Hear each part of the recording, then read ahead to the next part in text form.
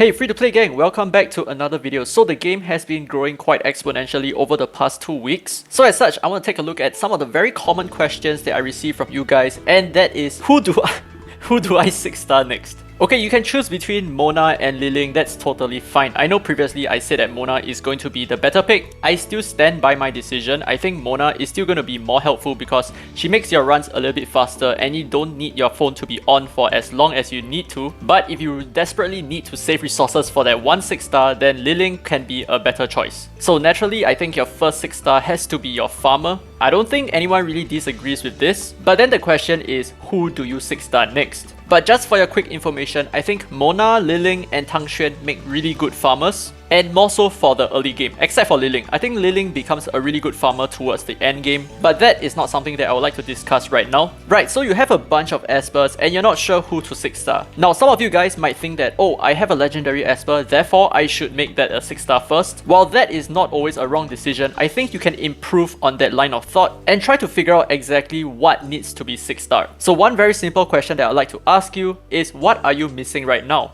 So do you think you're missing in DPS? So let's say you have pulled some really good Espers like Sander, or maybe you even have Drew, who is also a really good choice. Do you think that your DPS output is low? If it is going to be a very good idea for you to raise your DPS Espers to 6 stars, and in fact, my general rule of thumb is to just raise your DPS Espers to 6 stars. But of course, this is not always the case. This is just a blanket statement. Because there are some Espers who scale off having more stats. So some Espers include, like let's say Clara.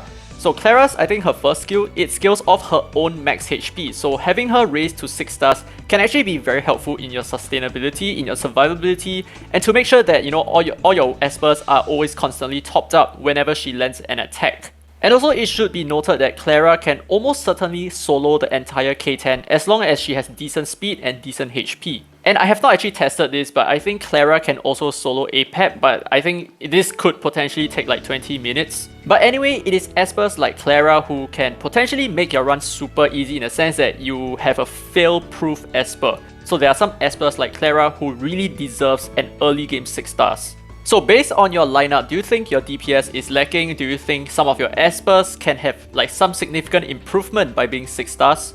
Or like, let's say if you're wondering whether you should raise your Esenath, right? Let's say you have an Esenath, should you raise her to 6 stars? The answer is probably going to be no. So let's take a look at why this is the case, right? So you must understand why Esenath is such a good Esper to begin with. Okay, she has fallen a little bit on the tier list for me, but she's still really good in my opinion, especially for the early game. And the reason why she's so good is because of Lotus Mark, right? So you reduce the damage that you take by 50%. Now, let me ask you, will this fact change if you raise her to 6 stars? The answer is going to be no. This does nothing by raising her to 6 stars. So another example, so let's say Loyan. Okay, so Loyan is really good for the Spatial Tower and the Temporal Tower because of his third skill here, Fate, right? You deal damage equal to 110% of attack to all enemies, and you reduce their HP ceiling by 30% with a 70% chance to inflict blah blah blah blah. This is not important anymore. So you have a chance of reducing their HP cap by 30%. This is essentially 30% true damage that cannot be healed, and it even goes to an extent of 50% of the enemy's max HP. So this is an incredible skill with a lot of use in like even the end game. But then let me ask you the question again. Do you think he is worth the 6 stars? The answer is going to be no. Why not? Because his use is directly related to his skills, which has no link whatsoever to his stats. So the thing is, if you're going to ask me who should you 6-star next, you're going to have to give me more information, right? What are you missing? Are you missing damage? Are you missing HP? Or do you just lack the essential Espers that you need to perform a certain function? Because if it's the latter, then you basically need to shift your Espers around, maybe replace some of your old units. Like let's say if you have a Hengrie, you can totally just replace your Chang Pu with a Hengrie. I think Hengrie is going to be a much more comprehensive healer and she can clear a lot of content where Chang Pu kind of fails in. So maybe you might need to shift your Espers around. And one of the most common questions that I received so far, which I have no idea why this question is even so common, is, should I replace my Chang Pu with a Sally? I have no idea how come so many of you guys have a Sally, and a lot of you guys don't even understand how broken she is. So let's take a look at her skill, okay? So Sweet Harvest here, enters a Sweet Harvest state for 2 turns, rendering her immobile, dispels a debuff from and heals every ally equal to 26% of their max HP at the start of each of their turns, and all allies take 25% less damage. So a lot of people are asking me, is she good? Should I swap my Esper for her? Honestly, the answer is gonna be yes, because she is so broken. She reduces the damage that you receive by 25%, which is really good for all ritual content. And some people even ask me, right, so I already 6-starred my Chang Pu because I already 6-starred everything else. Should I still swap my Chang Pu out for Sally even though Sally is just a 5 stars?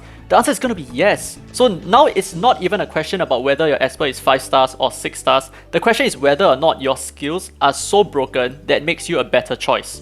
So when you ask me these kinds of questions, I really need you to think a little bit about the skills that you have and whether the 6 stars is such a big deal in the Esper. Now, sometimes you may have upgraded an Esper to 6 stars and you might have regretted it as well. In my opinion, that's just a sunk cost. You have already done it, so just move on ahead from it. So like for example, I have a lot of regrets as well, like 6-starring certain Espers. So for example, I do not ever use my Tang Xuan anymore. I used to use him for farming, but I realized that he hasn't been exactly that useful for me because I have a lot of better DPS Espers like Sander, like Chloe, like Lin Xiao, probably even Mona in some cases.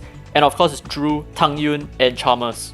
So let me answer your question, who should I 6-star next? Given that you're at the state of the game where you have to ask this question, it's most probably going to be your DPS Esper. Now, the reason why I always suggest that your DPS Esper has to be 6-starred is because they need that a bit of HP over here and they need that defense as well in order for them to survive in, like, let's say Ritual Miracles when their defensive stats are so low.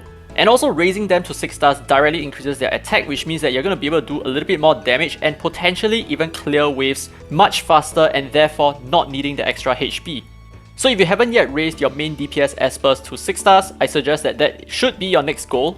Or like let's say you're already done with your DPS Espers, then look towards your supports and figure out which one needs the 6 stars more. And of course, there are many ways that you can decide on this. So number one, do you use the Esper a lot? If you use the Esper a lot for most of your content, right? Let's say you use Longmian, and Longmian is great everywhere, right? You may think of raising him to 6 stars because you're going to use him in a lot of different content, and you kind of need him to have a little bit more HP for like the Temporal Tower anyway. But like let's say Su Hua, right? Does she need to be 6 stars? Yes, you use her in every single area. I'll say like you use her probably everywhere. So yep, she's probably a good idea for you to 6-star as well. But what about Jacob? Jacob is such a beast in APEP. He's like the cheat code for APEP, right? So you're going to use him in all of your APEP runs, but do you necessarily need him to be 6 stars? No. The reason is because he is only good for APEP and of course like 12-8, but who's going to talk about that? So because he's so limited in his use to just APEP, he works perfectly fine as a 5 stars. You don't necessarily need him to be raised to 6 stars to be useful in other different kinds of content where he has no business in. So I hope this video gave you a little bit of insight on exactly how you want to plan for your team.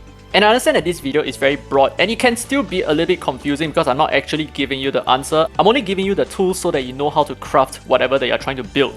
Now with that said, I hope you found this video informative. If you did, don't forget to leave a thumbs up, it really helps the channel, and subscribe to the channel for more Dislyte content. Now this has been Daddy Free to Play, and as always, I will see you in the next video.